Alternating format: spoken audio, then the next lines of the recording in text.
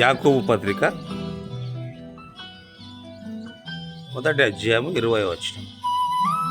నరుని కోపము దేవుని నీతిని నెరవేర్చదు. నరుని కోపము దేవుని నీతిని నెరవేర్చదు. అందుచేత సమస్త కల్మషమును విర్రవీగుచున్న దుష్టత్వము మాని లోపల నాటబడి మీ ఆత్మలను రక్షించుటకు శక్తిగల వాక్యమును సాత్వికంతో అంగీకరించుడి.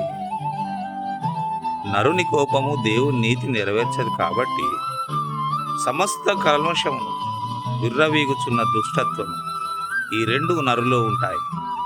కల్మషం ఉంటుంది, విర్రవీగుచున్న దుష్టత్వము కూడా మానవుల్లో సహజంగా ఉంటాయి. కాబట్టి ఇవన్నీ మాని లోపల నాటబడి మీ ఆత్మలను రక్షించుటకు శక్తిగల వాక్యాన్ని మీ హృదయంలో నాటుకోమంటున్నాడు. సాత్వికంతో దాన్ని అంగీకరించుండి అని భక్తుడు తెలియజేస్తున్నాడు. నరుని కోపం, మనిషి యొక్క కోపం కార్యాలు నెరవేర్చదు, దేవుని నీతిని నెరవేర్చదు. దేవుడు ఏ అయితే నీతి కార్యాలను ముందుంచాడో, నీతిగల జీవితం నేను జీవించమంటున్నాడు, నీతిగా ఉండమంటున్నాడు. దేవుడు ఇచ్చిన నీతి నీలో నెరవేరకపోవడానికి కారణము నీ కోపము, విర్రవీగుచున్న దుష్టత్వము, సమస్త కల్మషము, హృదయం నిండా కల్మషం. సహజంగా ఇవన్నీ ఉంటున్నాయి. కల్మషం అనేది మనుషుల్లో చాలా నాటకపోయి ఉంటుంది.